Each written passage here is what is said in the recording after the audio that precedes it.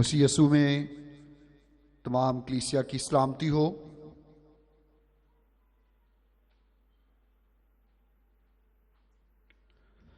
मेरे अजीजो, शाम की इबादत का वक्त हो चुका है। तमाम अहले कलीसिया को खुदावंद की इबादत और प्रस्तिश में आने की दावत है। खुदावंद की इबादत और प्रस्तिश के लिए खुदावंद के घर में आए ताकि हम मिलकर खुदावंद के नाम को इज्जत और जलाल दे सकें और हमारा खुदावंद जो हमदो सिताइश, इबादत और प्रस्तिश के लायक है, उसके नाम को जलाल दें।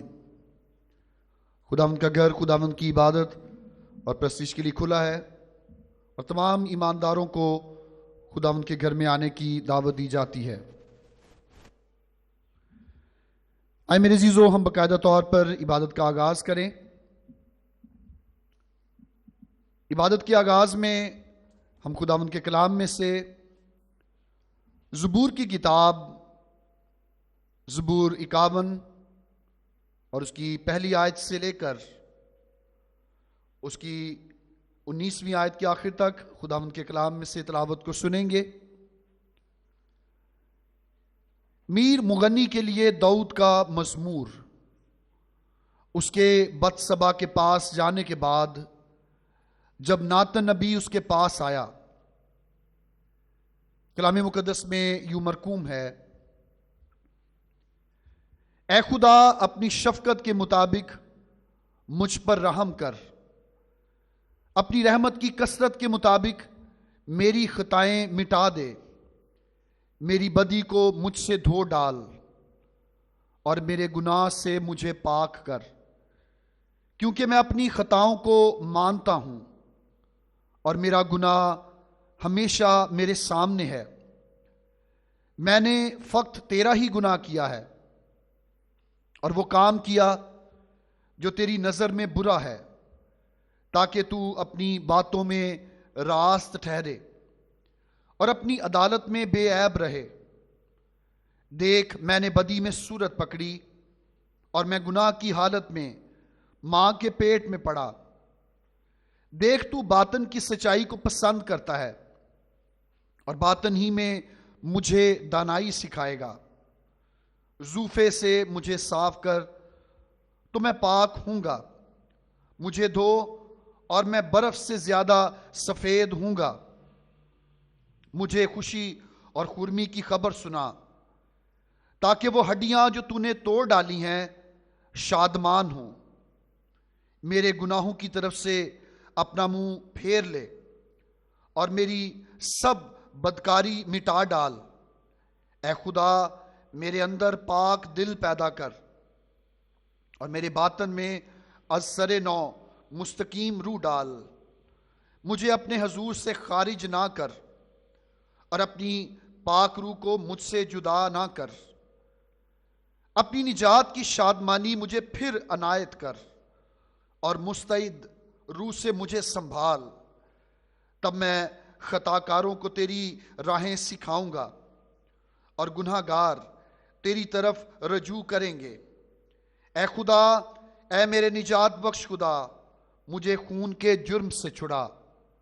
तू मेरी जुबान तेरी सदाकत का गीत गाएगी। ए खुदावंद, मेरे होंठों को खोल दे तो मेरे मुंह से तेरी सिताइश निकलेगी, क्योंकि कुर्बानी में तेरी खुशनूदी नहीं, वरना मैं देता। सोख्ती कुर्बानी से तुझे कुछ नहीं। शिकस्ता रूह खुदा की कुर्बानी है। ए खुदा, तू शिकस्ता और खस्ता दिल को हकीर ना जानेगा। अपने कर्म से सयून के साथ भलाई कर, यरूशलेम की फसील को तामीर कर। तब तू सदाकत की कुर्बानियों और सोख्तनी कुर्बानी और पूरी सोख्तनी कुर्बानी से खुश होगा और वो तेरे मज़बा पर बछड़े चढ़ाएंगे। खुदावंद के पाक कलाम का पढ़ा और सुना जाना हम सबों के लिए बरकत का बायस ठहरे। आमीन। आए मेरे अजीजों, अपनी आंखों को बंद करें, अपने सर खुदावंद के हुजूर में झुकाएं। आज की शाम खुदावंद की शुक्रगुजारी करेंगे।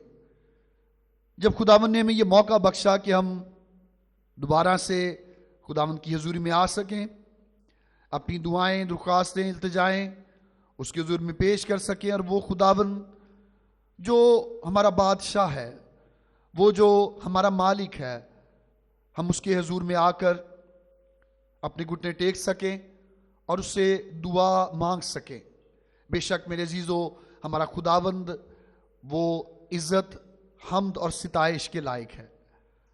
आज की शाम दुआ करेंगे कि खुदावंद तमाम जिंदगियों को जो खुदावंद की हजूरी, खुदावंद के घर में आना चाहती हैं, खुदावंद उन्हें वक्त पर अपने घर में आने की तौफीक बख्शे और खुदावंद का घर खुदावंद के लोगों से भर जाए। बहुत सारी जिंदगियां जो अपनी दुआ या दरख्वास्तें लेकर आती हैं, खुदावंद उन जिंदगियों को अपने हुजूर में कबूल फरमाए। आए हम सब अपनी आंखों को बंद करें, अपने सर खुदावंद के हुजूर में झुकाएं और चंद लम्हात खामोशी और संजीदगी में खुदावंद से दुआ करेंगे। और मेरी इल्तमास है कि जितने भी अजीज़ इस वक्त अपने घरों में हैं, जितने भी बहन भाई ईमानदार अपने घरों में मौजूद हैं, उनसे भी इल्तमास है कि खुदावंद की इबादत और प्रस्तिश करने के लिए, खुदावंद के नाम को जलाल देने के लिए खुदावंद के घर में आएँ, ताकि हम मिलकर खुदावंद के नाम को जलाल दे सकें।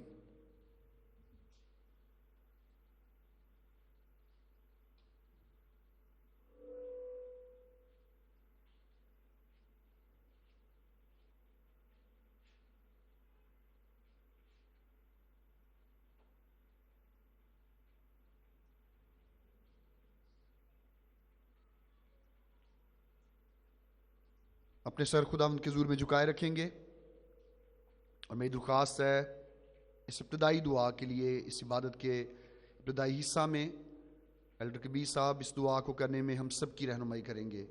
आइए हम अपने सर खुदावंद के हुजूर में झुकाएं, खुदावंद से दुआ करें।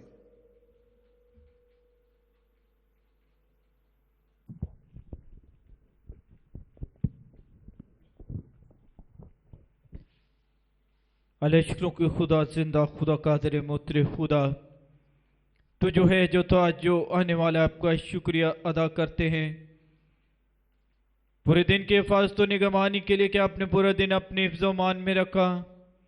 आज की शाम के लिए आपका शुक्रिया अदा करते हैं कि खुदावंद खुदा आपने हमें तौफीक अता फरमाई कि बाहम मिलकर खुदावंद खुदा के सामने अपनी दरख्वास्त व मनाजातों को रखें। आज तमाम जिंदगियों के लिए दुआ करते जो आपके घर में मौजूद हैं, खुदावंद खुदा जिन्हें आपने तौफीक बख्शी कि वो आपके घर में आकर आपके नाम को इज्जत और जलाल दें। जितने अपने घरों में मौजूद है, आपकी जिंदा आवाज़ को सुनते हैं, मेहरबान खुदा उन्हें बेदारी की रूह फरमाना ताकि वह जल्द अज जल्द आपके घर में आए, आपकी शुक्रगुजारी करें, आपके नाम को इज्जत और जलाल दें, क्योंकि अब जलाल के बादशाह अव्वल आखिर इब्तदा इंतहा हैं। नूर को पोशाक की तरह पहनते, आसमान को साहिबान की तरह तानते हैं, अपने फरिश्तों को हवाएं और अपने खादमों को आग के शोले बनाकर इस्तेमाल करते हैं। आज मेहरबान खुदा आपकी शुक्रगुजारी करते तेरे बंदा के लिए, तेरे खादम के लिए, तेरे ममसू के लिए, जो खुदावंद खुदा तेरे लोगों के दरमियान में मौजूद हैं। अपने बंदा को खुदावंद खुदा रूह का दुना मसा देकर इस्तेमाल करना। जब बीमारों के लिए दुआ की जाए तो खुदावंद एक एक बीमार को शफा बहाली अता फरमाना। जितनी बीमारों की दरख्वास्तें आपकी पाक हजूरी में रखी गई हैं, खुदावंद खुदा उन्हें शफा बहाली अता फरमाना, क्योंकि आप कादिर मुतरिफ खुदा, हर बीमारी का इलाज आपके पास है। अब तो अंधों की आंखों खोलते, लंगड़ों को चलाते, मुर्दों को जिंदा कर देते, बदरू गिरफ्तार खुदा बाप, खुदा बेटा, खुदा पाक के नाम से आज़ाद और बहाल हो जाते हैं। मेहरबान खुदा आज़ादी बहाली यीशु मसीह के नाम से आए। आपके कलाम में लिखा है, जो दुआ ईमान के साथ मांगी जाएगी उसके बाद बीमार बच जाएगा। अगर उसने गुनाह किए हैं तो उनकी भी माफ़ी होगी और खुदावंद उसे उठा खड़ा करेगा। परवरदिगार तमाम बीमारों को उठा खड़ा करना, हिकमत देना, अकल दनाई देना, ताकि आपकी राहों पर चलें, आपसे मांगे आपसे पाएं, क्योंकि आप देने की कुदरत रखते हैं। मेहरबान खुदा अपना जलाली हाथ इन जिंदगियों पर बढ़ाना। परवरदिगार दुआ करते हैं, जो कमज़ोर हैं उनके लिए जोर मांग लेते हैं, जो घरों में अस्पतालों में बीमार हैं उनके लिए शफा से तंदुरुस्ती बहाली मांग लेते हैं। मेहरबान खुदा रोज़ादार जिंदगियों के लिए भी दुआ करते हैं जिन्होंने आपके नाम को इज्जत और जलाल देने के लिए रोज़े रखे, उनके मकासद को पूरा फरमाना। और खुदा इसी तरह आपके नाम को इज्जत और जलाल मिलता रहे। हमारा जोर बनना, हमारी ताकत बनना, क्योंकि आप ऐसे परस्तार ढूंढते हैं जो रूह और सच्चाई से आपकी इबादत और आपकी परस्तिश करें। आज आपका जलाली हाथ हमारी इबादत और परस्तिश पर बढ़े। मेहरबान खुदा, हम दोस्ताइश का किया जाना, आपके कलाम का पढ़ा जाना खुदा हर एक ज़िंदगी के लिए बाइस से बरकत ठहरे। जितने बीमारों के लिए दुआ किए जाए वो शफा बहाली रहाई को हासिल करें। खुदा बाप, खुदा बेटा, खुदा पाकरू के नाम से मांग लेते हैं, आमीन आमीन आमीन।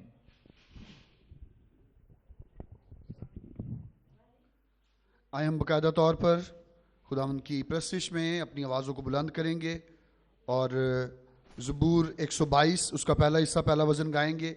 मैं खुश होया जद मैनू आखन लगे कि आओ यहोवा दे घर चलिए।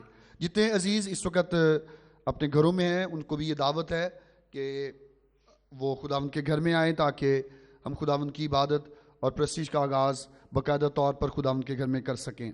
ज़बूर 122 उसका पहला हिस्सा, पहला वज़न गाएंगे। मैं खुश होया जद मैनू आखन लगे कि आओ यहोवा दे घर चलिए। ये ज़बूर हम सबों को आता है। आए मिलकर इस ज़बूर को गाएं और खुदावंद के नाम को जलाल दें।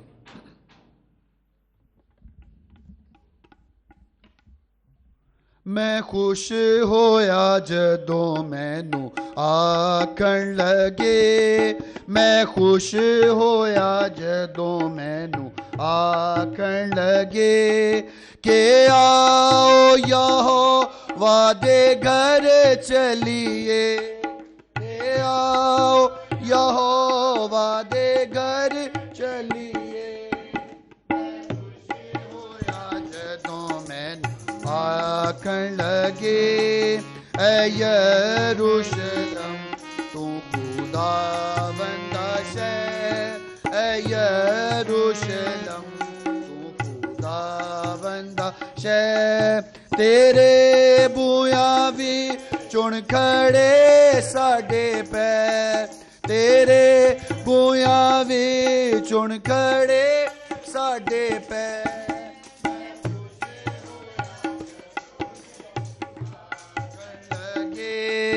ऐ यरूशलेम तू अजाए बनी, ऐ यरूशलेम तू अजाए बनी। तेरी सारी वसों है डाडी गनी, तेरी सारी वसों है डाडी गनी। मैं खुश होया जदों मैनू आखन लगे ते जिस विच आहो वादियां सब टोलियां, ते जिस विच आहो वादियां सब टोलियां।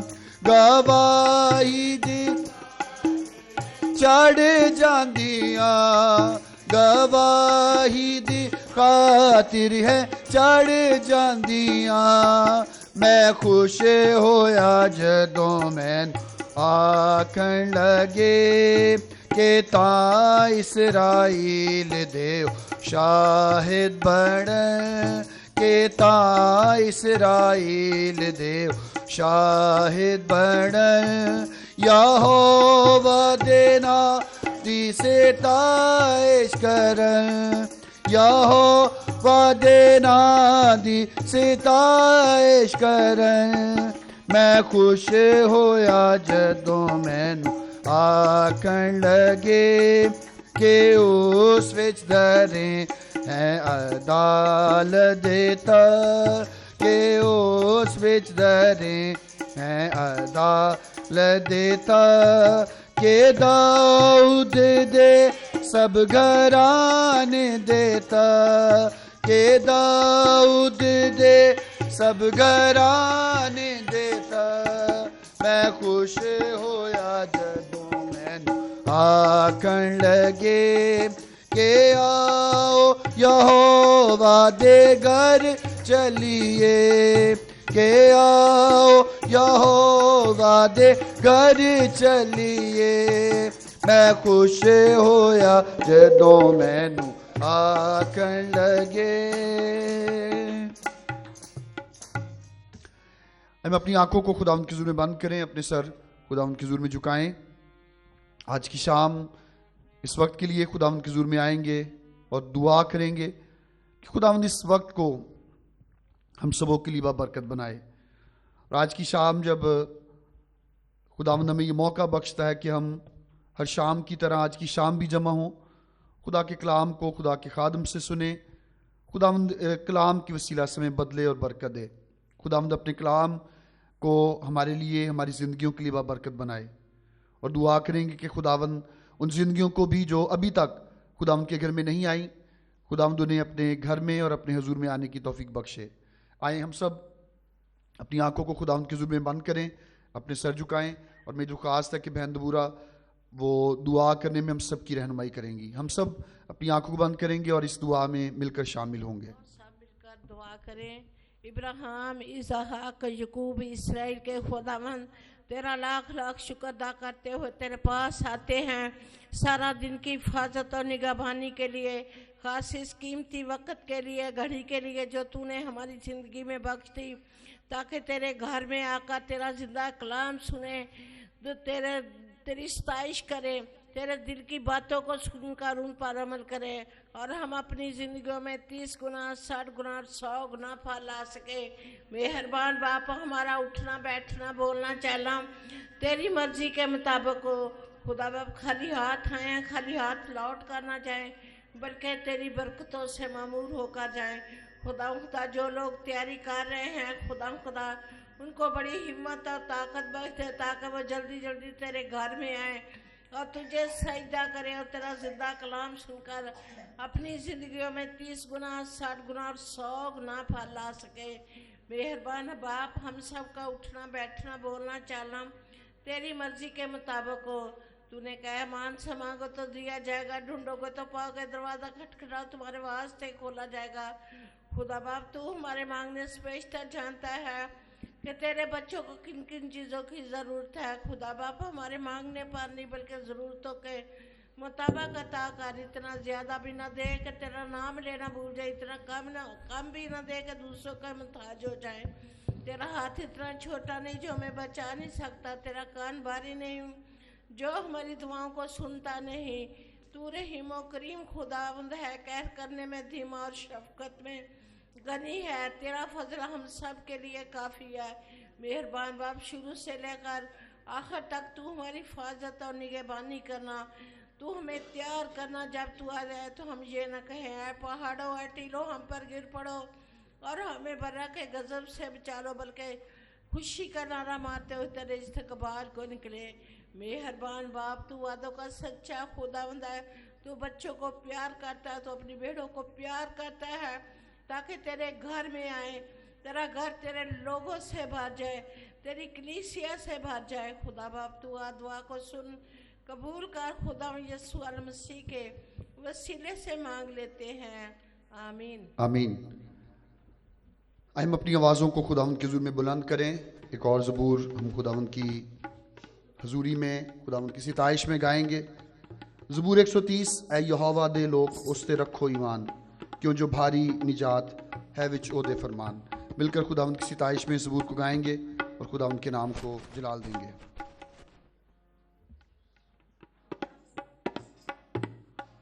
ऐ यहोवा दे लोग उस ते रखो ईमान, क्यों जो भारी निजात है विच ओदे फरमान। ऐ यहोवा दे लोग उस ते रखो ईमान, क्यों जो भारी जात है विच ओदे फरमान। ऐ यहोवा दे लोग तेरे आगे मैं तंगी विच कीती दुआ, तेरे आगे मैं तंगी विच कीती दुआ।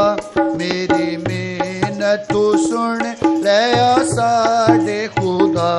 ऐ यहोवा दे लोग उस ते रखो ईमान, क्यों जो भारी निजात है बिच ओदे फरमान। ऐ यहोवा दे लोग जे तू साडे गुनाह दा करे हिसाब, जे तू साडे गुनाह दा करे हिसाब, कौन जो तेनू खलो के दे सकदा जवाब। ऐ यहोवा दिलो गुस्ते रखो ईमान, क्यों जो भारी जात है बिच ओदे फरमा। ऐ यहोवा दिलो तेरे कोल है मुआफी, तू बख्शदा गुनाह, तेरे कोल है मुआफी, तू बख्शदा गुनाह। तां जो लोकां नू डर होवे तेरा सदा। ऐ यहोवा दिलो गुस्ते रखो ईमान, क्यों जो भारी न जा है बिच ओदे फरमा। ऐ यहोवा दिलो है उड़ीक दिया वानू पई मेरी जान, है उड़ीक दिया वानू दी जान। हुण उस दे कलाम ते मैं कदा ईमान। है यहोवा दिलो गुस्ते रखो ईमान, क्यों जो भारी न जा है बिच ओदे। है यहोवा दिलो जीवे पैरे वाला बेदा है फजर दी राह, जीवे पैरे वाला बेदा है फजर दी राह। मैं भी उस तो बदी तकदा तेनू खुदा। ऐ यहोवा दिलो गुस्ते रखो ईमान, क्यों जो भारी न जा है बिच ओदे फरमा। ऐ यहोवा दिलो ऐ खुदा दिलो को रखो सब इत्का। ऐ खुदा दिलो को रखो सब इत्का। इसराइल नू गुनाह तो करे दाजा। ऐ यहोवा दिलो गुस्ते रखो ईमान, क्यों जो भारी न जा है बिच ओदे फरमा। ऐ यहोवा दिलो। शुक्रिया बच्चों, दरख्वास्त है कि आप तशरीफ रखें। और मेरे जीजो, हम ज़बूर 130 इसे गा रहे थे और हम इसे खुदावंद के कलाम में पढ़ते भी हैं कि वो लोग जो खुदावंद पर भरोसा करते हैं और उस पर ईमान रखते हैं। कलाम ये बयान करता है कि खुदावंद उनकी तंगी, उनकी परेशानी के वक्त में उनकी दुआओं को सुनता है। और ज़बूर नवीस इस बात को बयान करता है कि वो जो खुदा पर ईमान रखते हैं उनकी जान या उनकी ज़िंदगी में वो खुदावंद को हमेशा पंजाबी में कहते हैं उड़ीकते रहते हैं या उसका इंतज़ार करते रहते हैं। और बहुत सारे ऐसे लोग हैं, और आप सब उन्हें जानते भी, हमारे इसी इलाका में रहते हैं कि शायद महीनों सालों वो चर्च नहीं आते। ज़बूर नवीस ने बड़ी अच्छी बात की कि जिवें पैरे वाला वेखदा है फजर दी राह। जो पैरे देने वाले होते हैं वो उनको सुबह का इंतज़ार होता है कि सुबह हो जाए, उसके बाद उनकी ड्यूटी, उनका काम ख़त्म हो जाता है। लेकिन एक ईमानदार वो खुदा का इंतज़ार पहरेदार की तरह तो कर रहा है, लेकिन इसका मतलब ये नहीं कि जब खुदा नज़र आ गया तो उसको छोड़ कर चला गया। बहुत सारे लोग वो बरकत लेकर, तंदुरुस्ती, बहाली पाकर वो खुदावंद को छोड़ जाते हैं। और ऐसे बहुत सारे लोग हैं जो ईमान तो रखते हैं लेकिन सिर्फ अपनी चीज़ों को हासिल करने के लिए ईमान रखते हैं। लेकिन ज़बूर नवीस ये कहता है कि ऐ खुदावंद के लोगों, सब उस पर ईमान, सब उस पर इत्काद रखो, क्योंकि वही है जो इसराइल को, और मैं कहूँगा कि आज के दौर में दुनिया के लोगों को गुनाहों से पाक करता है। उन्हें करता है जो उस पर ईमान रखते हैं और उसके पास आते हैं। आज जब हम ईमान रख कर खुदावंद के घर में आए हैं, शाम के इस वक्त में, हर शाम की तरह आज शाम भी हम खुदावंद के घर में जमा हैं ताकि हम उसका नाम ले सकें, हम उसकी इबादत और उसकी प्रस्तिश कर सकें। आए हम अपनी आंखों को बंद करें, अपने सर खुदावंद के हुजूर में झुकाएं और खुदावंद के कलाम को सुनने के लिए और अपनी ज़िंदगी में ईमान को और ज़्यादा बढ़ाने के लिए, ईमान के बढ़ावे के लिए खुदावंद से दरख्वास्त करेंगे कि खुदावंद आज की शाम वो कलाम की वसीला से हमारे ईमान को बढ़ाए। आए अपने सर खुदावंद के हुजूर में झुकाएं, अपने दिलों में खुदावंद से दुआ करेंगे। और मेरी दरख्वास्त है एल्डर पतरस साहब से वो सामने आए और तमाम हाजिर ज़िंदगियों के लिए और खुदा के खादम के लिए जो कलाम पेश करने वाले हैं, ज़िंदगियाँ जो कलाम सुनने वाली हैं, उन सब के लिए दुआ करने में हम सब की रहनुमाई करें। हम सब अपने अपने दिलों में खुदा मुझसे दुआ करते रहेंगे।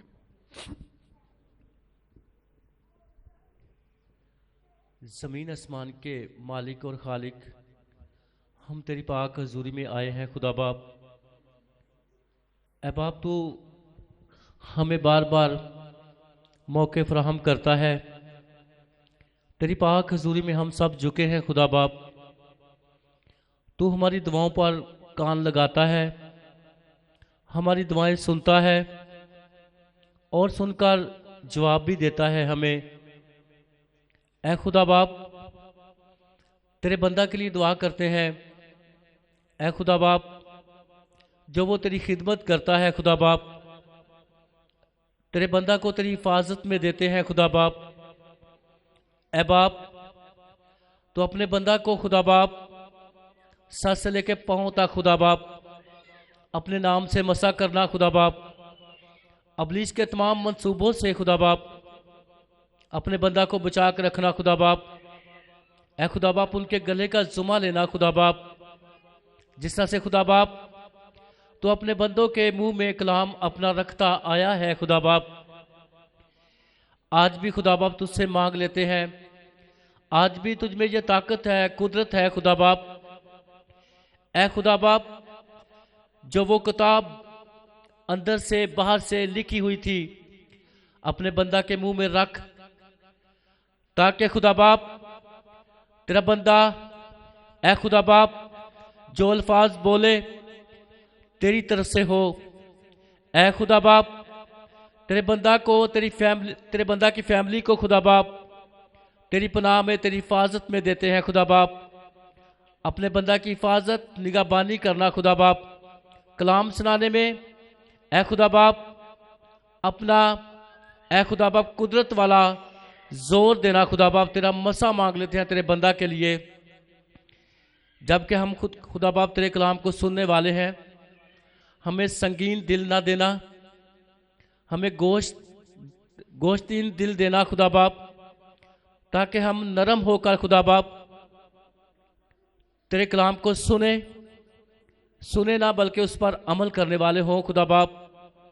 ऐ खुदा बाप, आज के कलाम के वसीला से हम सब जो कलाम सुने, तेरे कलाम के वसीला से हम सब बरकत पाने वाले हों। क्योंकि दाऊद बादशाह फरमाते हैं, मैंने तेरे कलाम को अपने दिल में रख लिया है ताकि तेरे खिलाफ गुनाह ना करूं। ऐ बाप, फिर तेरा बंदा फरमाता है, जवान कैसे अपनी ज़िंदगी को बेहतर बना सकता है? तेरे कलाम पर अमल करने के वसीला से। और जिस तरह से तेरे बंदा को बरकत मिली कि शरीयत की ये किताब तेरे मुंह से ना हटे, बल्कि तुझे दिन और रात इसी का ध्यान हो। ऐ खुदा बाप, आज के कलाम के वसीला से हम सब की जिंदगियां ऐ खुदा बाप सारी बरकत पाए। आज का कलाम हमारी जिंदगियों में ठहर जाए। ये दुआ हम तेरे प्यारे बेटे अपने खुदावन यीशु के नाम से मांग लेते हैं, आमीन। खुदाम यीशु मसीह में आप सबकी सलामती हो। आज की शाम एक दफ़ा फिर आप सबके दरमियान होकर मैं खुदावंद की शुक्रगुजारी करता हूँ। मेरे अजीज़ों, ये इबादत जो जुमा की शाम शुरू की गई, इसका शुरू करने का एक ख़ास मकसद है जो गुज़श्ता साल 2023 में शुरू की गई। वैसे तो मैं शुक्रगुजार हूँ खुदावंद का कि हर शाम हर सुबह एल्डर कबीर साहब वो इस इबादत में रहनुमाई करते हैं और सुबह के वक्त भी इसी तरह दुआ होती है चर्च में, शाम के वक्त भी।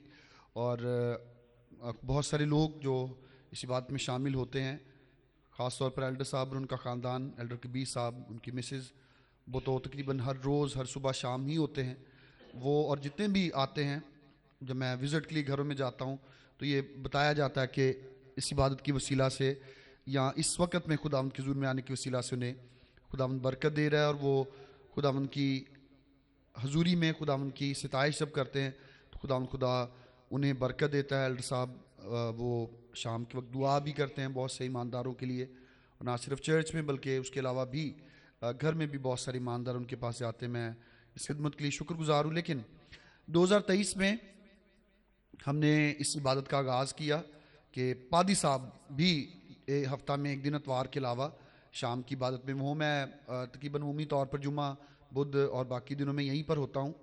तो जुम्मा के दिन खसूसियत के साथ हमने इस बात को शुरू किया कि खुदा के खादम वो कलीसिया के लिए, ईमानदारों के लिए जो चर्च में आते हैं उनके लिए वो खुद दुआ कर सके, क्योंकि हमारे आसपास बहुत से चर्चेज़ में ऐसी इबादत हो रही थी। तो हम किसी की मुकाबलेबाजी में इस बात को शुरू नहीं हमने किया, बल्कि कलीसिया की ज़रूरत को मद्देनज़र रखते हुए जैसे कोई बाप होता है तो जब वो अपने बच्चों की ज़रूरियात पूरा करता है तो ऐसा करने से उसकी जो मोहब्बत है वो उसके घर में बढ़ती है। चूँकि मैं पास्टर हूँ, एक पादरी हूँ, मेरा काम ही ये है कि मैं कलीसिया के लिए वो घर में जाकर दुआ हो, वो इतवार की इबादत में हो या जुम्मा के दिन में दुआ हो, तो मेरी तो खिदमत ही यही है। इसलिए इस बात को शुरू किया गया और मैं शुक्रगुजार हूँ कि तकरीबन इतने लोग हर जुम्मा होते हैं और कई दफ़ा ज़्यादा भी हो जाते हैं। इन अयाम में चूँकि आलू की फसल जो है उसको इकट्ठा किया जा रहा है, तो हमारे बहुत सारे अजीज़ तो वहाँ पर मसरूफ़ हैं, बच्चों के पेपर हो रहे हैं। लेकिन अमूमी तौर पर हर शाम मैं चूँकि एल्डर साहब से पूछता रहता हूँ, इतने अफराद हर शाम तकरीबन मौजूद होते हैं। तो मैं आपको ये भी बताना चाहता हूँ कि खुदावंद के नज़दीक तादाद कितनी है, चर्च भरा है या नहीं भरा, ये अहम नहीं है। क्योंकि अच्छी बात है कि चर्च भरा होना चाहिए, चर्च इमारत या बिल्डिंग इसीलिए बनाई जाती है। लेकिन अगर तादाद में लोग थोड़े भी हैं लेकिन उनके अंदर क्वालिटी है कि वो कलाम को सुनते हैं बैठकर, और वो अगर दुआ करने के लिए आए हैं तो दुआ करते हैं, तो ये मैं ये समझता हूँ खुदावंद का खादिम होते हुए कि ये सबसे अच्छी और बेहतरीन बात है। तो आपसे इल्तमास है जो मौजूद हैं कि जुमा की शाम इस इबादत में ज़रूर आप आते रहें।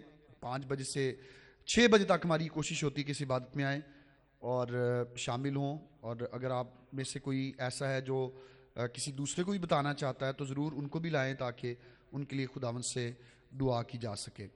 मैं जब घरों में विज़िट के लिए जाता हूँ, आज भी मैं तकरीबन सुबह से यहाँ पर हूँ और उसके साथ साथ चर्च की मेंबरशिप के फॉर्म भी मैं फ़िल कर रहा हूँ, तो बहुत से अजीज़ जो पहले आते रहे या उनके लिए दुआ होती रही, वो अक्सर विज़िट के मौका पर अपनी गवाहियों को बताते रहते हैं। अगर आपकी ज़िंदगी में भी खुदावंद कोई बड़ा काम शाम की इबादत की वसीला से, जो हर शाम होती है, खुदावंद करता है, तो इतवार की इबादत में ज़रूर आप गवाही दिया करें। गवाही देने का मकसद ये होता है कि सुनने वालों का ईमान बढ़े, और आप जब आपकी ज़िंदगी में कोई बड़ा काम हुआ है तो आपकी ज़िंदगी से खुदावंद के नाम को जलाल मिले। ये गवाही पादी साहब के लिए, एल्डर सबान के लिए या जिसने आपके लिए दुआ की उसके लिए नहीं होती, बल्कि ये खुदावंद के जलाल के लिए होती है। खुदावंद आपको बरकत दे। आए हम खुदावंद के कलाम में से मत्ती की इंजील उसका 4था बाब और उसकी पहली आयत से लेकर उसकी 11वीं आयत के आखिर तक कलाम खुदा में से तिलावत को सुनेंगे। मत्ती रसूल की मार्फत लिखी गई हमारे खुदावंद यीशु मसीह की इंजील उसका 4था बाब और उसकी पहली आयत से लेकर उसकी 11वीं आयत के आखिर तक।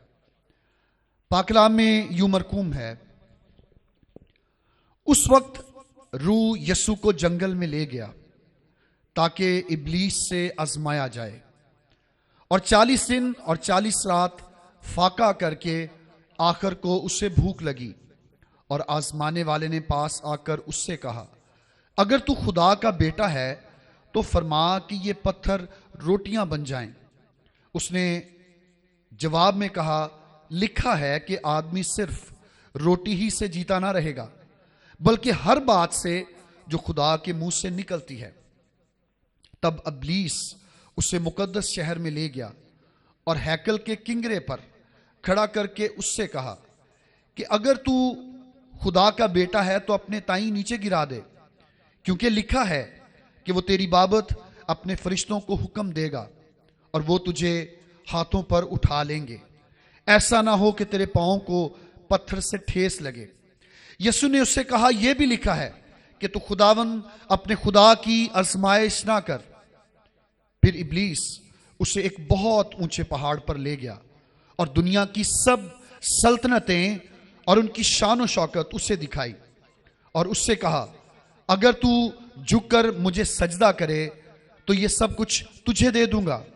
यीशु ने उससे कहा, ए शैतान, दूर हो, क्योंकि लिखा है कि तू खुदावन अपने खुदा को सजदा कर और सिर्फ उसी की इबादत कर। तब इब्लीस उसके पास से चला गया और देखो, फरिश्ते आकर उसकी खिदमत करने लगे। खुदावंद के पाक कलाम का पढ़ा और सुना जाना हम सबों के लिए बरकत का बायस ठहरे। आमीन। मेरे अजीजों, जब हम अपनी जिंदगी को इस जमीन पर गुजारते हैं तो इस जमीन पर रहते हुए हमें बहुत सारी परेशानियों, मसाइल से और बिलखसूस आजमाइशों में से, वो आजमाइशें जो इब्लीस हमारी जिंदगी में लेकर आता है, उनमें से गुजरना पड़ता है। कई बार वो काम ना होने की आजमाइश होती है जो कि बेरोजगारी की आजमाइश है, इब्लीस उसको लेकर आता है। कई बार अच्छी सेहत ना होने की आजमाइश हमारी जिंदगी में आ जाती है, और कई बार औलाद ना होने की आजमाइश, कई बार औलाद की कामयाबी या उनके कामयाब ना होने की आजमाइश का सामना करना पड़ता है। और कई बार हमें हमारे शरीक हयात, शौहर है तो उसको बीवी के लिए, और बीवी है तो उसको शौहर के लिए उसे ऐसे वक्त में से गुजरना पड़ता है जब वो उसके साथ वफादार नहीं होता। और अमूमी तौर पर ऐसी आजमाइशें ईमानदारों पर आती हैं। कलाम में लिखा है कि जब तुम तरह तरह की आजमाइशों में पड़ो तो इसको ये जानकर खुशी से कबूल करना, क्योंकि तुम्हारे ईमान की आजमाइश सब्र को पैदा करती है। असल में आजमाइश जब हम पर आती है या खुदा इब्लीस को ऐसा करने का मौका देता है, तो असल में ये हमारी जिंदगी में हमें सब्र में और ज्यादा बढ़ाने के लिए होती है। और ऐसी ही 3 आजमाइशों का सामना खुदावंद यीशु मसीह को भी अपनी जिंदगी में करना पड़ा, जब वो एक कामिल इंसान के तौर पर 40 दिन और 40 रात फाका करके अपनी जिंदगी को गुजार रहा था। तो कलाम में लिखा है कि तब उसे जब भूख लगी तो इब्लीस उसके पास आ गया। याद रखें कि इब्लीस हमें हमारी जिंदगी में उन्हीं चीज़ों में और उन्हीं बातों में आजमाता है जो कि हमारी बड़ी ज़रूरियात होती हैं। यानी अगर आपकी ज़रूरत यह है कि आपका ख़ानदान तरक्की करे, तो सबसे पहले जब हमें आजमाएगा तो वह हमारे ख़ानदान की तरक्की को रोकेगा। अगर आपकी ज़िंदगी में ये ख्वाहिश है कि आप सेहतयाब रहें, तो सबसे पहले वो आपकी सेहत को ख़राब करना शुरू करेगा। अगर हमारी ये ख्वाहिश है कि हमारे बच्चे कामयाब हों, तो सबसे पहले वो हमारे बच्चों पर आएगा और इस तरह हमें आजमाएगा कि हमारे बच्चों को नाकाम करेगा। लेकिन हम इन आजमाइशों पर कैसे गलबा पा सकते हैं और कैसे हम यीशु मसीह की बात को याद रखकर इब्लीस को शिकस्त दे सकते हैं, आज हम इस बात पर गौर करेंगे। मत्ती की इंजील और उसके 4 बाब की पहली आयत में लिखा है कि उस वक्त रूह यीशु को जंगल में ले गया। और मरकस की इंजील के अंदर हमें खुदावंद के कलाम में इसका जिक्र मिलता है। मरकस की इंजील उसका 1 बाब और उसकी 12वीं 13वीं आयत में, लूका की इंजील 4 बाब पहली 13 आयत में हमें यही वाक्य मिलता है कि 3 बार इब्लीस ने मसीह यीशु को आजमाया। यूहन्ना की इंजील के अलावा बाकी तीनों अनाजील में हमें इस बात का जिक्र मिलता है, और लूका भी इसी बात को बयान करता है। लेकिन वो ये कहता है कि तब रूह की हिदायत से वो बियाबान में, एक ऐसी जगह जहां पर ना खाना पीना है, ना वहां पर जिंदगी की बुनियादी सहूलियात यीशु मसीह को मुयस्सर थी। कलाम में लिखा है कि यीशु रूह की हिदायत से वहां पर चला गया। यहां पर मैं इस बात को बताना चाहता हूं, ऐसा तो नहीं कि खुदावंद हमारी जिंदगी में आजमाइशों को जब आती हैं तो वो हटा नहीं सकता। ऐसा नहीं कि खुदावंद ये चाहता है कि हमारी जिंदगी में आजमाइशें आएं, लेकिन कई बार खुदावंद की ये मर्जी होती है कि हम उनमें से गुजरें। और जैसे पतरस अपने खत में ये बयान करता है कि तुम्हारे ईमान की आजमाइश सब्र पैदा करती है, हम सब्र करना भी अपनी ज़िंदगी में सीखें, क्योंकि ये भी रूह का फल है। जब हमारी ज़िंदगी में खुदा रूह कुछ मौजूद होता है तो रूह का ये फल यानी सब्र, चीज़ों के लिए करना, उन बातों को के लिए अपनी ज़िंदगी में सब्र करके ठहरे रहना, ये भी हमें सीखना ज़रूरी है। और लिखा है कि यीशु, इससे पहले कि वो इब्लीस से आजमाए जाते, उससे पहले मसीह यीशु ने यूहन्ना बपतिस्मा देने वाले से, जॉन दी बैप्टिस्ट, उससे बपतिस्मा लिया, दरिया यरदन पर बपतिस्मा लिया। यूहन्ना कहता है कि मैं तुझे बपतिस्मा नहीं दूंगा क्योंकि मैं तो खुद तुझसे बपतिस्मा लेना चाहता हूं। यीशु ने कहा कि अब तू होने ही दे, क्योंकि हमें सारी रास्तबाजी को ऐसे पूरा करना है। यीशु ने रास्तबाजी को पूरा किया, बपतिस्मा लिया, पानी से बाहर आया, रूह कुदस कबूतर की सूरत में उस पर उतर आया, बेटा नीचे है और बाप की आसमान पर से आवाज आती है कि ये मेरा प्यारा बेटा है जिससे मैं क्या हूं, खुश हूं। इसका मतलब यह कि यीशु मसीह का अपने आप को नीचे करना, यीशु मसीह का यूहन्ना बपतिस्मा देने वाले से, जो कि रूहानी लिहाज से यीशु मसीह से छोटा है, यीशु मसीह ने जब उससे बपतिस्मा लिया और कहा कि रास्तबाजी को ऐसे ही पूरा करना है, तो बाप आसमान पर से खुश होकर कहता है कि ये मेरा प्यारा बेटा है जिससे मैं खुश हूं। और फिर यीशु ने उस बात को सुनकर सिर्फ ये नहीं, शायद आज के दौर में कोई खादम होता, मैं आज भी बच्चों के साथ बात कर रहा था, आज के दौर का कोई ईमानदार हो, वो बपतिस्मा ले या कोई ऐसा काम करे और आसमान से आवाज़ आ जाए, तो वो तो शायद दुनिया का सबसे अच्छा या रूहानी शख्स बन जाएगा। यीशु ने इस बात को सुनकर अपने आप को, जाहिर अगर यीशु ने सुना है, यूहन्ना ने सुना है, कलाम में लिखा कि यूहन्ना ने सुना था, यूहन्ना की इंजील में लिखा है, और साथ खड़े लोगों ने भी सुना था। यीशु ने इस बात को सुनकर अपने रूहानी मेयार या लेवल को लोगों पर जाहिर करने के लिए उस इलाका में खिदमत करनी नहीं शुरू कर दी, बल्कि फिर वो रूह की हिदायत पर चलना शुरू हो गया। पहले उसने रूह की हिदायत से बपतिस्मा लिया, आसमान से आवाज़ आई, इस बात की तस्दीक हुई कि यही यीशु है जो खुदा का बेटा है, और उसके बाद में लिखा है कि फिर वो रूह की हिदायत से जंगल या बियाबान में चला गया ताकि अबलीस से आजमाया जाए। इससे पहले कि यीशु मसीह वो बियाबान या जंगल में जाते, यीशु मसीह पहले ही जानते थे कि इसके इख्तिताम पर जब ये वक्त ख़त्म होगा, रूह की हिदायत से खुदा बाप के साथ वो रफाकत रख रहे थे। यीशु ये जानते थे कि अबलीस उन्हें आजमाने के लिए आएगा। और आज ईमानदारों, कलीसिया में आपको ये कहना चाहता हूँ कि अगर मैं और आप मसीह में ज़िंदगी गुजार रहे हैं, तो कलाम में लिखा कि जितने खुदा के बेटे हैं वो सब आजमाए जाते हैं और आजमाए जाएंगे। हमें आजमाइशों के लिए तैयार रहना है।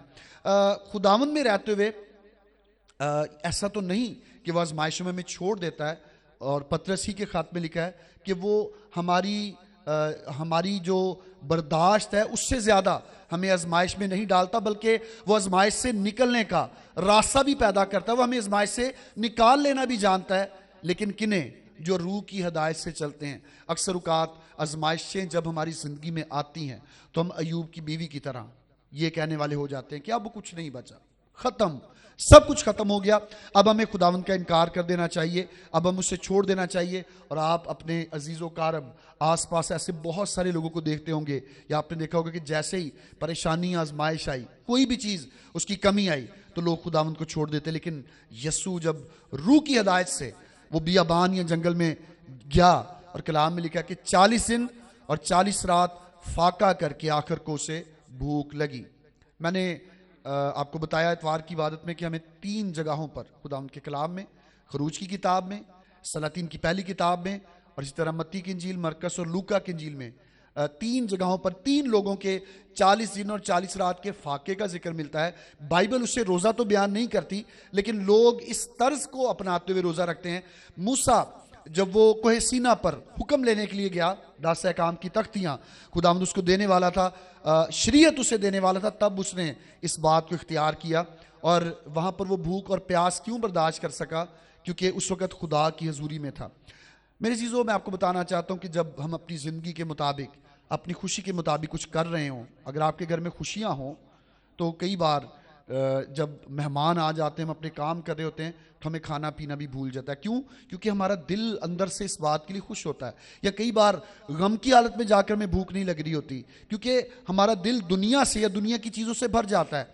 यीशु मसीह 40 दिन और 40 रात जब वो जंगल बियाबान में रहे, तो क्यों वो इस हालत में से गुजर गए? क्योंकि वो रूह की हिदायत से वहाँ पर गए थे। और अगर हम रूह की हिदायत पर चलते हैं तो फिर वक्त ज़माना हम उसकी कैद में नहीं आएंगे। तब हमें, अगर हम रोज़ा रखकर खुदाम के ज़ुर में आ रहे हैं, तो हमें वो रोज़ा रखना मुश्किल नहीं लग रहा होगा, गैर कौमों की तरह जिन्हें शायद 2-3 बजे ही रोज़ा लगना शुरू हो जाता है। यीशु मसीह के लिए लिखा है कि वो रूह की हिदायत से जंगल में गया, 40 दिन 40 रात फाका जब उसने किया, तो आखिर को एक इंसान है, उससे भूख लगी, उसने कुछ खाया नहीं, कुछ पिया नहीं, और फिर साथ ही आजमाने वाला आ गया। यीशु की आजमाइश 40 दिन और 40 रात भूखा रहना नहीं था, बल्कि यीशु की आजमाइश अबलीस से आजमाया जाना था। और कलाम में लिखा कि आजमाने वाले ने पास आकर उससे कहा कि अगर तू खुदा का बेटा है। क्या कहा उससे? तू अगर खुदा का। देखें अबलीस कितना याद रखता है। आज अगर आपकी जिंदगी में खुदावंद आपको बरकत दे रहा है तो एक वक्त आएगा कि वो आपको याद कराएगा कि फलां वक्त में तुम्हारे चर्च में, फलां वक्त में तुम्हारी जिंदगी, तुम्हारे खानदान में, तुम तो कहते हो खुदा बड़ी बरकतें देता है, फलां वक्त में तो किसी ने दुआ करके गवाही दी थी कि उसको बरकत मिल गई थी, तुम्हें बरकत क्यों नहीं मिली? अबलीस उस वाक्य को जो दरियाई यरदन पर आज से 40-41 दिन पहले जब यीशु ने बपतिस्मा लिया था, अबलीस भी उस वाक्य से वाकिफ था कि आसमान से आवाज आई थी और खुदा ने कहा था कि ये मेरा प्यारा बेटा है जिससे मैं खुश हूं। वो खुदा की बात को दोहराता है और उसकी खुशामद नहीं करता, बल्कि उसे याद करा के कहता है कि अगर ऐसा है, जो कुछ खुदा ने कहा, अगर वो सच्चा है, खुदा का बेटा अगर तू है, तो फरमा कि ये पत्थर रोटियां बन जाएं। और ये बात जो उसने कही, इसका जिक्र हमें यस्तशना की किताब में मिलता है कि खुदावंद का बंदा ये बयान करता है मूसा कि उसने तुझको आजिज होने दिया भी और बियाबान में मन तेरे लिए बरसाया। असल में वो खुदावंद यीशु मसीह को कलाम की बात बताकर भूख की हालत में, इस आजमाइश की हालत में उससे भटकाना चाहता था। और मेरे अजीजों, मैं आपको भी बताना चाहता हूं कि हमारी जिंदगी में जब कोई कमी होती है, हम भूखे हों, बेरोजगार हों, बेऔलाद हों, खानदानी मसाइल में गिरे हों, तो अबलीस उन्हीं चीजों को और उन्हीं बातों को हमारे खिलाफ इस्तेमाल करता है, जैसे उसने यीशु के साथ किया कि अगर तू खुदा का बेटा है तो फरमा कि ये पत्थर रोटियां बन जाएं। यीशु मसीह के लिए ऐसा करना मुश्किल नहीं था। वो जो 4 दिन के लाजर को जिंदा कर सकता है, वो जो 9 शहर की बेवा के बेटे को जिंदा कर सकता है, वो जो कोड़ियों को पाक साफ कर सकता है, वो जो अंधों को, जन्म के अंधों को आंखें दे सकता है, यीशु के लिए करना मुश्किल नहीं था। लेकिन यीशु ने जो जवाब उसे दिया वो ये था कि आदमी सिर्फ रोटी ही से जीता ना रहेगा, बल्कि हर बात से जो खुदा के मुंह से निकलती है। इंसान रोटी ही से जीता नहीं रहेगा। और मिसाल की किताब में लिखा है कि ये अच्छा नहीं कि इंसान रोटी के टुकड़े के लिए या नवाले के लिए वो खुदा के खिलाफ जाए। कई बार ऐसा ही होता है कि रोटी खाने के लिए, रिज़्क़ के लिए हम खुदा का इनकार कर देते हैं। और यीशु ने कहा, और हमें याद रखना है कि अगर रोटी की आजमाइश, रिज़्क़ की आजमाइश हमारी ज़िंदगी में आई है तो इंसान सिर्फ रोटी से जीता नहीं रहता, बल्कि हर बात से जो खुदा के मुंह से निकलती है। और वो बात जो खुदा के मुंह से निकलती है, कलाम में यूं मरकूम है कि शेर बब्बर का बच्चा तो भूखा और हाजतमंद हो सकता है, लेकिन मेरा तालिब किसी नेमत का, सिर्फ रोटी नहीं, किसी नेमत का मोहताज नहीं होगा। खुदा के मुंह से यह भी निकला है कि मांगो तो तुमको दिया जाएगा, ढूंढो तो पाओगे। किसी के कहने पर नहीं, किसी के उकसाने पर हमने खुदा का या उसके कलाम का इनकार नहीं करना, बल्कि हर वो बात जो खुदा के मुंह से निकलती है उसे हमें अपनी ज़िंदगी में याद रखना है। यीशु की आजमाइश जो अबलीस ने उससे आजमाया, ये पहली आजमाइश है। दूसरी आजमाइश जिसे आज हमारी ज़िंदगी में हमें भी सामना है। आज के दौर में बहुत सारे लोग जो हैं, हम अच्छे घर बनाते हैं, हम अपनी हिफाजत के लिए अच्छे लिबास को मौसम के मुताबिक पहनते हैं। ये एक अक्लमंदी का सबूत है जो हम देते हैं कि घर को अच्छा बनाएं, और घर हमारा जो है उसमें जब हम रहते हैं तो हम अच्छे तौर पर रहें। ऊंची दीवारें बनाते हैं, अच्छी छत बनाते हैं, और आजकल पक्का घर बनना शुरू हो गया। कई बार लोग ये कहते हैं कि जी इसका मतलब ये कि आप खुदा की मुहावजत पर यकीन नहीं करते। तो मैं हमेशा ही कहता हूँ कि हम खुदा की मुहावजत पर यकीन करते हैं और उसके साथ उस अकल को भी इस्तेमाल करते हैं जो खुदावंद ने हमें दी है। कई बार अबलीस हमें इन बातों में उलझा कर आजमाता है कि तुम खुदा के लोग हो, तुम्हें किसी बात की परेशानी नहीं, आप जाएं खुदा का नाम ले, आपको कुछ नहीं होगा। कलाम में ये लिखा है मरकज़ की इंजील में कि ऐसे लोग जब वो खुदावंद का काम खिदमत करने के लिए जाएंगे तो वो सांपों को पकड़ लेंगे, उन्हें कुछ नहीं होगा। वो हलाक करने वाली चीज़ें पिएंगे, उन्हें कुछ नहीं होगा। इसका मतलब ये नहीं कि हम खुदा के लोग होते हुए ऐसी चीज़ों को पीकर चेक करें कि मुझे कुछ होता है या नहीं। ये भी करना और ऐसा भी करना खुदावंद की आजमाइश है, इसका हरगिज़ मतलब नहीं। और मैं आज के दौर में कहता हूँ कि जो खुराक हम खा रहे हैं, जिन रास्तों पर हम सफ़र करते हैं, जब हम गुजर कर आ जाते हैं तो हमें पता चलता है कि कैसे कैसे रास्तों में खुदावंद ने हमें संभाला। आज भी अबलीस खुदा की मुहावजत पर सवाल पैदा करता है, और यीशु के साथ भी उसने ऐसे ही किया। कलाम में लिखा है कि वो उससे मुकद्दस शहर में, हैकल के किंगरे पर ले गया, उसे खड़ा किया और उससे कहा कि अगर तू खुदा का बेटा है तो अपने ताई नीचे गिरा दे, क्योंकि लिखा है कि वो तेरी बाबत अपने फरिश्तों को हुक्म देगा और वो तुझे अपने हाथों पर उठा लेंगे, ऐसा ना हो कि तेरे पाँव को पत्थर से ठेस लगे। खुदा की मुहावजत चेक करने का बहाना कि चेक करके देखो। याद रखें, यीशु मसीह ने जो जवाब दिया वो ये कहा कि ये भी लिखा है कि खुदावंद अपने खुदा की आजमाइश ना कर। खुदावंद की आजमाइश, कलाम में लिखा है कि खुदा किसी से आजमाया नहीं जा सकता। खुदा किसी को बदी के साथ आजमाता भी नहीं है। खुदावंद मुझे कभी ये नहीं कहेगा कि मैं छत से छलांग लगाऊं, पता चले कि मैं खुदा का खादम हूं, खुदा मुझे बचाता है या नहीं। ये असल में खुदा की आजमाइश है। और ऐसी सब चीज़ों के लिए इब्लीस हमें तैयार करता है कि आओ उस रास्ते पर चलो, आओ देखो खुदावंद तुम्हें बचाता है कि नहीं। और ऐसा करने की कोशिश उसने जब यीशु मसीह के साथ की तो कलाम में लिखा है कि वो उसे उस वक़्त उस जगह की सबसे ऊंची इमारत यानी हैकल की इमारत जो है उसके बनेरे या किंगरे पर ले गया और उसने कहा कि तू अपने ताई नीचे गिरा दे। असल में ये जो यीशु को नीचे गिराना चाहता था वो गिराना उसको रूहानी तौर पर नीचे गिराना था। और आज भी बहुत सारे लोग ये कहते हैं जी असी खुदा दे लोगों सानू कुछ नहीं हुंदा।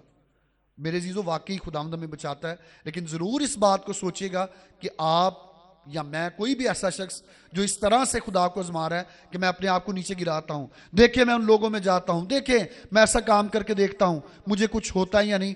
कलाम में लिखा है यीशु ने अच्छा जवाब उसे दिया और कहा कि तू खुदावन अपने खुदा की आजमाइश ना कर। पहले भी उसने अस्तशना की किताब उसका हवाला दिया कि अगर तू खुदा का बेटा है तो फरमा कि ये पत्थर रोटियां बन जाएं।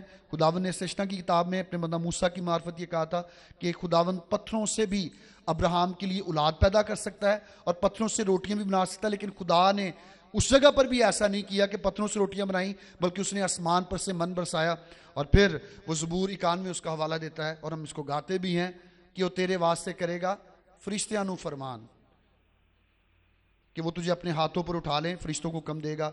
यीशु मसीह ने इस बात में भी बाप की आजमाइश नहीं की, बल्कि कहा कि ये भी लिखा है कि तू खुदावंद अपने खुदा की आजमाइश ना कर।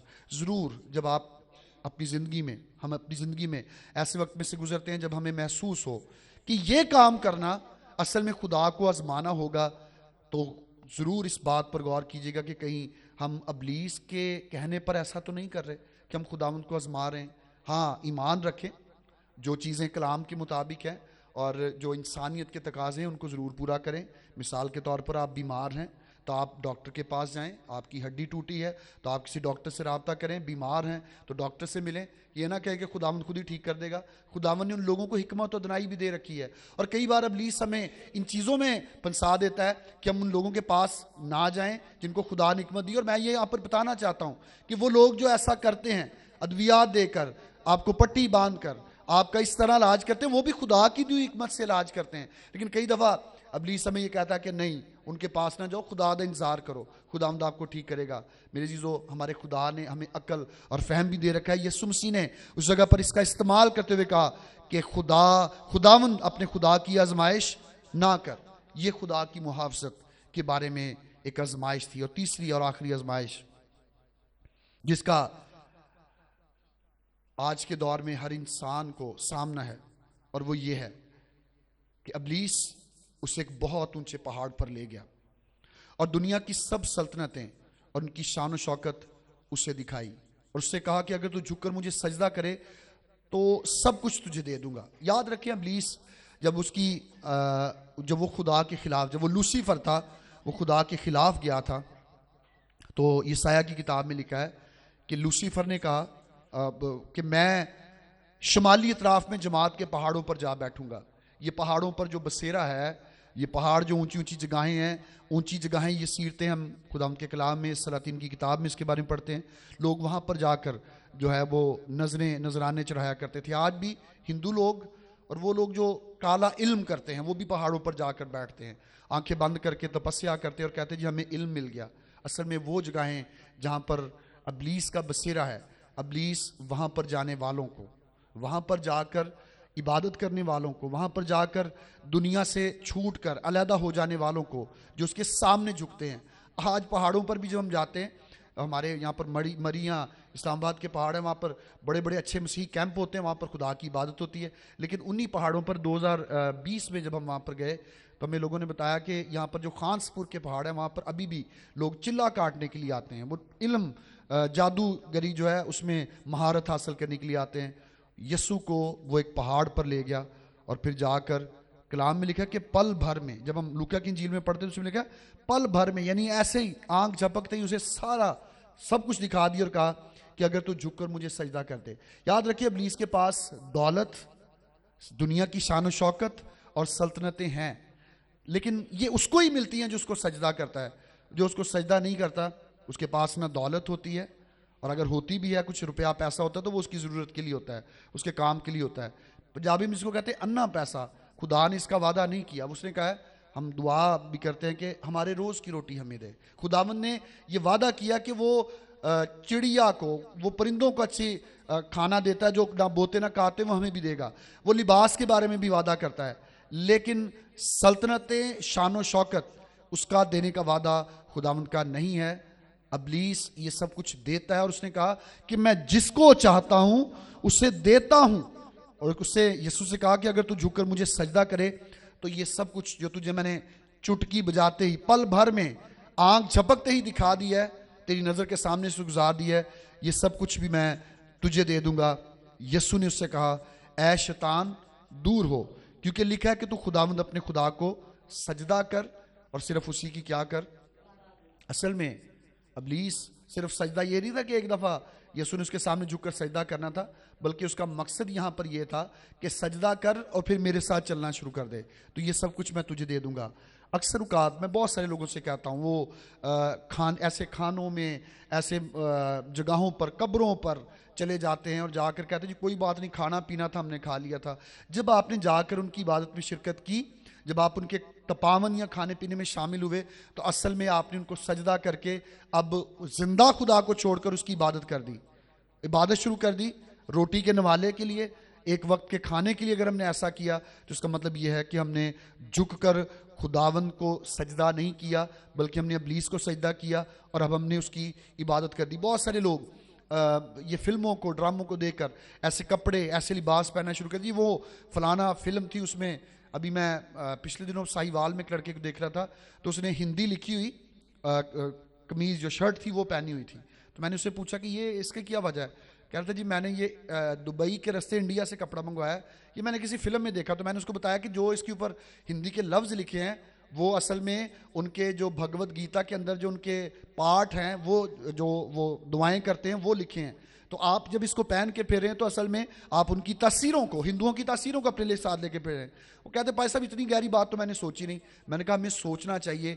कई बार हम अपनी ज़िंदगी के कामों में, हम अपने लिबास में, हम अपने पहनावे में, हम अपनी बोलचाल और बातों में इब्लीस को सजदा करके बैठे होते हैं, और असल में हम अंदर खाते उसकी इबादत कर रहे होते हैं और हमें पता नहीं होता, और फिर दूसरी तरफ हम खुदा की तरफ भी जा रहे होते हैं। लिखा कि यीशु ने कहा खुदावंद अपने खुदा को सजदा कर और सिर्फ उसी की इबादत कर। और लिखा है कि तब इब्लीस उसके पास से चला गया और देखो फरिश्ते आकर उसकी खिदमत करने लगे। पहले वो यानी शैतान ये कहता था कि चेक करके देख के खुदा बचाने आता है कि नहीं, फरिश्ते आते हैं कि नहीं। लेकिन लिखा है कि जब यीशु मसीह सब बातों पर गालिब आया, बेटा दरवाज़ा बंद कर दो, आंधी आ गई, तो कलाम में लिखा है कि फरिश्ते आकर उसकी यानी यीशु की खिदमत करना शुरू हो गए। मेरे जीजो, आखिर में मैं आपसे ये कहना चाहता हूं कि इब्लीस जब वो हवा के पास आया तब भी वो कलाम को तोड़ मरोड़ कर पेश कर रहा था। कह रहा था कि खुदा ने वाकई तुमसे कहा है कि इस दरख्त का फल ना खाना, नहीं तो तुम मर जाओगे। वो तोड़ मरोड़ कर बातों को पेश करता है। और यहां पर भी तीनों आजमाइशों के अंदर तीनों बार वो कलाम की बातें करता है, लेकिन तीनों बार यीशु कलाम के साथ उसे जवाब देता है। और कलाम में लिखा है, पौलुस रसूल ये कहता है कि रूह की तलवार, खुदा का कलाम जो है उससे ले लो। असल में वो एक तलवार लेकर यीशु के पास आया था कि वो यीशु को तलवार के साथ जख्मी कर देगा, कलाम की बातें उसको बता बता कर जख्मी कर देगा। लेकिन यीशु ने रूह की तलवार का, खुदा के कलाम का दुरुस्त इस्तेमाल करते हुए वही तलवार तीनों बार उसके अंदर घोंपी और कहा यह भी लिखा है, यह भी लिखा है और यह भी लिखा है। और लिखा कि जब कलाम के मुताबिक तीनों बार वो आजमाइशों पर गालिब आया तो तब फरिश्ते आकर उसकी खिदमत करना शुरू हो गए। आज की शाम मैं खुदावंद का खादिम होते हुए आपसे कहना चाहूँगा कि मेरे जीजो, खुदावंद हमें फतह से बढ़कर गलबा देना चाहता है। खुदावंद ने अपना काम करना है, मैंने और आपने, हमने अपना काम करना है कि हम ईमान में मजबूत रहें। शायद कई बार रोटी पानी रोज़ी के वसाइल ना होने के बायस अब वो हमें आजमाता। और आज की शाम मैं एक और बड़ी आजमाइश, जो नौजवान बच्चे वालिदैन यहाँ पर बैठे हैं, उसको भी आपके सामने बयान करना चाहता हूँ, जो आज के दौर में जिसका सामना हमें है कि हमारे बच्चे जो अपनी ज़िंदगी में बड़े हो रहे हैं, ऐसी बहुत सारी बातें जो बच्चों की बुरी बातें हम सुनते हैं। तो आपको पता सबसे पहले हम क्या सोचते हैं? वालिदैन होते हम सोचते हैं कि हमने इसको चर्च नहीं आने देना। आज भी मैं घर में बात कर रहा था तो मैं उन्हें समझा रहा था कि चर्च हफ्ते में या एक दफ़ा, महीने में 4 दफ़ा हम चर्च आते हैं, बाकी सारा टाइम बच्चे स्कूल भी जाते हैं, वो कॉलेजेस में भी जाते हैं, वो बाहर अंदर दूसरे पड़ोसियों के घरों में भी जाते हैं। लेकिन सबसे पहले हमारी आजमाइश इब्लीस कैसे करता है कि बच्चों को चर्च लाना क्या कर दो, बंद कर दो, क्योंकि अगर ये चर्च जाएंगे तो ये जाकर वहाँ पर बुरी बातें सीखेंगे। हालांकि चर्च में कोई खुदा का खादम, कोई एल्डर साहब, कोई पादी साहब वो बच्चों को पकड़कर बुरी तरफ, वो लड़की हो या लड़का हो, वहाँ पर नहीं लगाता। लेकिन आज मैंने इस बात को भी महसूस किया कलाम को पेश करते हुए कि कई बार इब्लीस वो हमारे बच्चों की रूहानी तरक्की को रोकने के लिए सबसे पहले चर्च पर, हम माँ क्या कहती है, बाप क्या कहते हैं, इन्हों चर्च ना जान दो। हालांकि वो बच्चे अगर उसने कुछ गलत करना है, वो बाकी के सारे अयाम अपने घर में भी मौजूद होते हैं। 26 दिन वो अपने घर में होते हैं, वो स्कूलों में, कॉलेजों में होते हैं, गली मोहल्ले में भी आते जाते हैं, दोस्तों से भी मिलते हैं। लेकिन स्टॉप किस बात पे लगाया जाता है? सबसे पहले चर्च पे। क्यों? ये भी एक बहुत बड़ी आजमाइश है जो आज इब्लीस लेकर आ रहा है। मैं आपसे कहना चाहूँगा, रोटी की आजमाइश हो, खुदा की मुहाफ़ज़त की आजमाइश हो, वो अपनी आइंदा नस्ल को खुदा की राह पर चलाने की आजमाइश आपकी ज़िंदगी में है कि लेके जाना है या नहीं जाना, या वो खुदा के ज़ुर में आने की बजाय इब्लीस के सामने झुक जाने की आजमाइश हो। हमें उन तमाम आजमाइशों पर एक ही सूरत में हम गालिब आ सकते हैं जब हम खुदा के कलाम से वाकिफ़ होंगे। अगर आप पढ़े लिखे नहीं हैं, अगर आप खुदा के कलाम को नहीं जानते, तो ज़रूर अपने चर्च के पास्टर से रब्ता करें, ज़रूर उनसे पूछें कि ये चीज़ मेरी ज़िंदगी में चल रही है, मैं कैसे इस पर गालिब आऊँ। कई बार इब्लीस इन आज़माइशों को हमारी ज़िंदगी में लाकर असल में हमें खुदा से, हमारी नस्ल को, हमारे बच्चों को खुदा से दूर करना चाहता है। आज मेरी ये दुआ है कि जैसे यीशु मसीह जो खुद कलाम, जो कलमा है, मुजस्सम होकर आया, वो कलाम के वसीला से इब्लीस पर गालिब आया, खुदावंद हमें भी ये तौफीक बख्शे कि हम इन सब बातों के वसीला से इब्लीस पर गालिब आने वाले हों। अगर हमारे पास अच्छी सेहत नहीं तो हम यही कहें कि कोई बात नहीं, क्या मैं खुदा के हाथ से सुख पाऊँ और दुख ना पाऊँ। अगर औलाद नहीं है तो क्या ये बच्चे जो मेरे पास मौजूद हैं, क्या ये मेरे साथ हमेशा की ज़िंदगी में जाने वाले हैं या नहीं। क्या वो रोटी का टुकड़ा जिसके लिए मैं खुदा का इनकार कर रहा हूँ, क्या वो रोटी का टुकड़ा मुझे ईमान से पीछे तो नहीं हटा रहा। क्या वो रिश्तेदार अजीज़ व कारब जिनके पीछे मैं खुदावंद का या उसके घर में जाने का इनकार कर रहा हूँ, खुदावंद का इनकारी हो रहा हूँ, क्या वो रिश्तेदार मेरी ज़िंदगी के अंदर इन आजमाइशों के आने का बायस तो नहीं।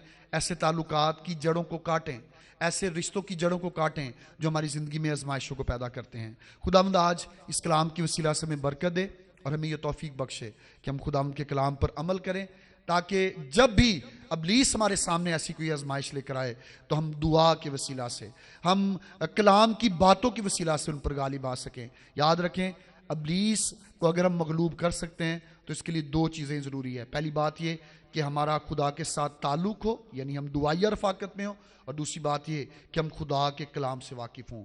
खुदावंद इस कलाम की वसीला से जो आज पेश किया गया हम सबों को बहुत ज़्यादा बरकत बख्शे, आमीन। आए अपने सर खुदावंद के हुज़ूर में झुकाएं, अपनी आंखों को बंद करें, चंद लम्हात खामोशी और संजीदगी में खुदावंद से दुआ करेंगे और उसके बाद खुदा के खादम आपके पास आएंगे और आपके पास आकर आपके लिए दुआ करेंगे। जितने अजीज़ इस वक्त खुदावंद के घर में मौजूद हैं, अगर आप चाहते हैं कि आपके लिए दुआ की जाए तो आप अपनी जगह पर खड़े हो सकते हैं। अगर आप खड़े नहीं हो सकते ज़्यादा देर तो आप बैठ भी सकते हैं। बैठे हुए शख्स के लिए भी दुआ की जाएगी। और मेरी दरख्वास्त है क्वायर की बेटियों से कि वो खुदावंद के हुज़ूर में ज़बूर 141 जो मनाजात का ज़बूर है, जो खुदावंद को पुकारने का और उसे बुलाने का ज़बूर है, उसे गाने में हम सबकी रहनुमाई करें। ज़बूर 141, यहोवा मैं पुकारता हाँ, मेरे वल तू छेती आ। ज़बूर 141 खुदावंद की सिताइश में गाएंगे। और मेरी दरख्वास्त है कि इस दौरान हम अपने कदमों पर खड़े रहें ताकि हमारे लिए खुदावंद के खादम दुआ कर सकें। यहोवा मैं पुकारदा हां, मेरे वल तू चेतिया। यहोवा मैं पुकारदा हां, मेरे वल तू चेतिया। जदों पुकारा मैं तेनू खुदाया, जदों पुकारा मैं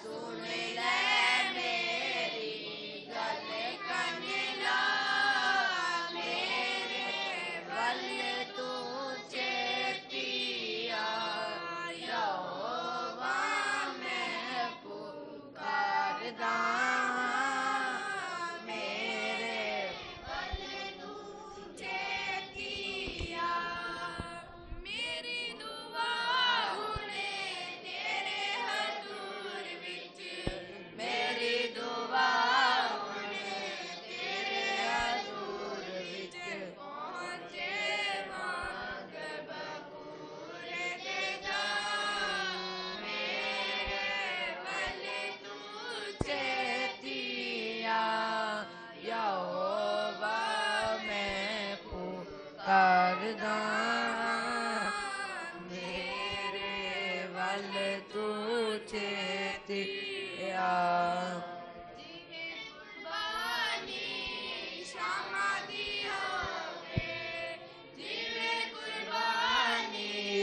श्यामा दी होवे हथ चुकते तो मंगा दुआ मेरे वल तू चेतिया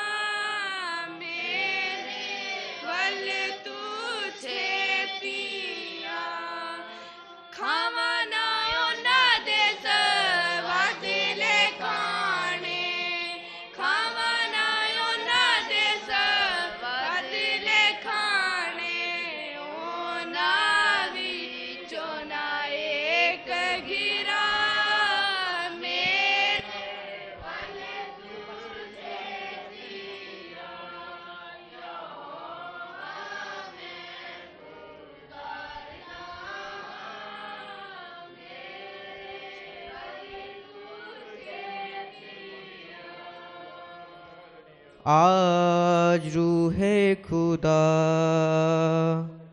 मेरे मन में समा आज रूहे खुदा मेरे मन में समा तुझको मैं मानूं तुझको मैं चाहूं तुझको मैं मानूं तुझको मैं चाहूं मेरी आज सुन ले दुआ आज रूहे खुदा मेरे मन में समा गलबा शैतान पे तू है दिलाता तीरों से उसके तू ही बचाता गलबा शैतान पे तू है दिलाता तीरों से उसके तू ही बचाता मूजी पे फतहा पाना मैं चाहूँ मूजी पे फतहा पाना मैं चाहूँ मुझको तू लड़ना सिखा आज रूहे खुदा मेरे मन में समा आज रूहे खुदा मेरे मन में समा तेरे लिए अब मन है तरसे बादल रूका जोरों से बरसे तेरे लिए अब मन है तरसे बादल रूका जोर से बरसे प्यासी मन की धरती पुकारे प्यासी मन की धरती पुकारे जल जल मन में लगा आज रूहे खुदा मेरे मन में समा आज रूहे खुदा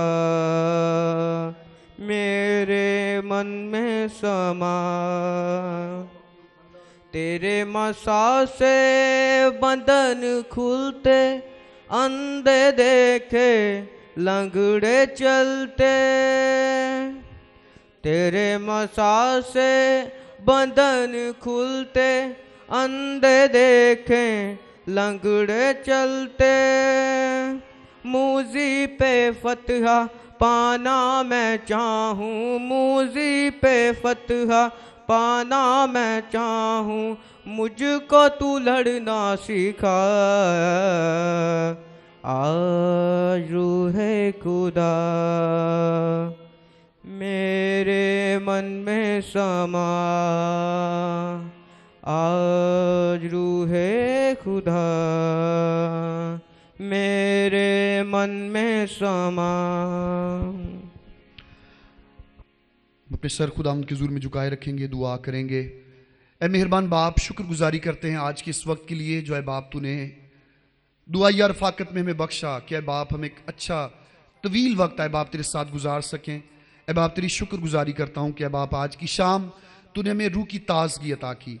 आज शाम ऐ खुदा तूने हमें संभाला और ऐ खुदा तूने हमें अपनी हमदो सिताइश करने की तौफीक बख्शी। ऐ बाप हमने तेरे कलाम को सुना और ऐ बाप हमने उसमें से ये जाना कि इब्लीस वो तेरे लोगों को आजमाता रहता है, और जिस तरह यस्सु के सामने आया और ऐ बाप यस्सु ने उसे शिकस्त दी क्योंकि वो कलाम था, वो कलमा था।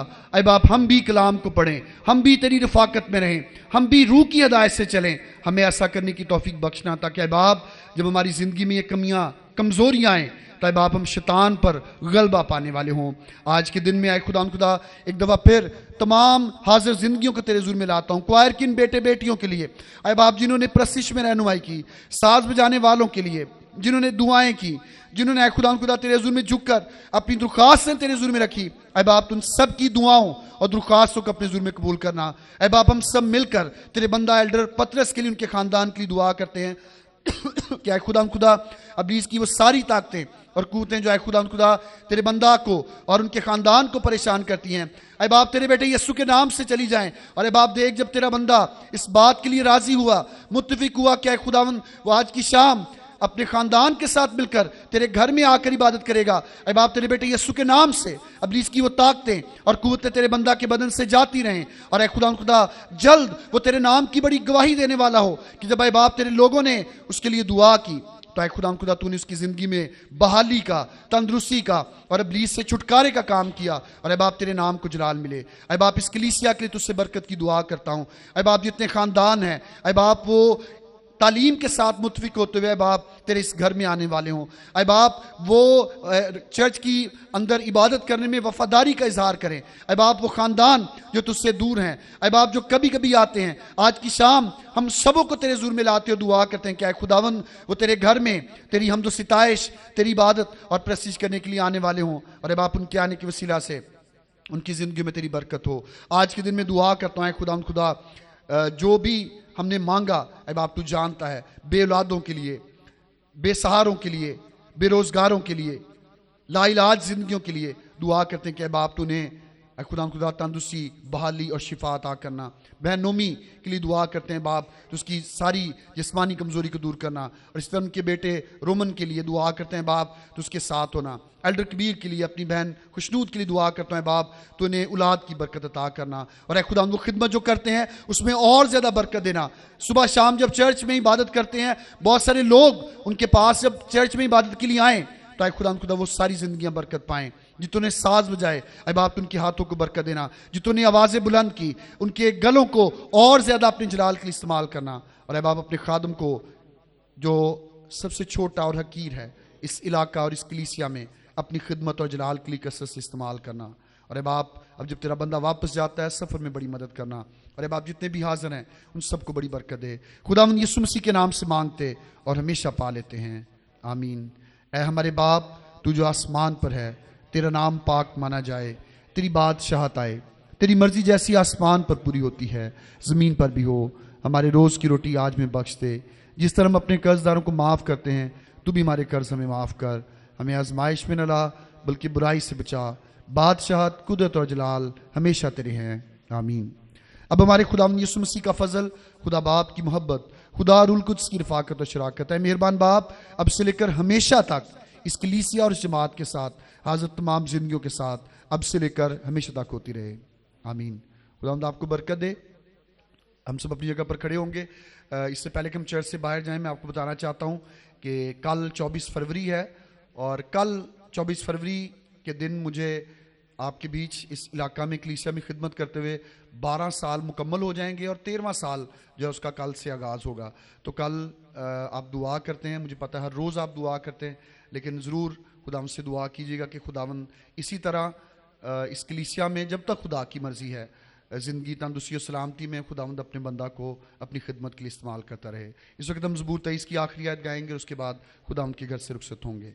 रहमते में हर सारी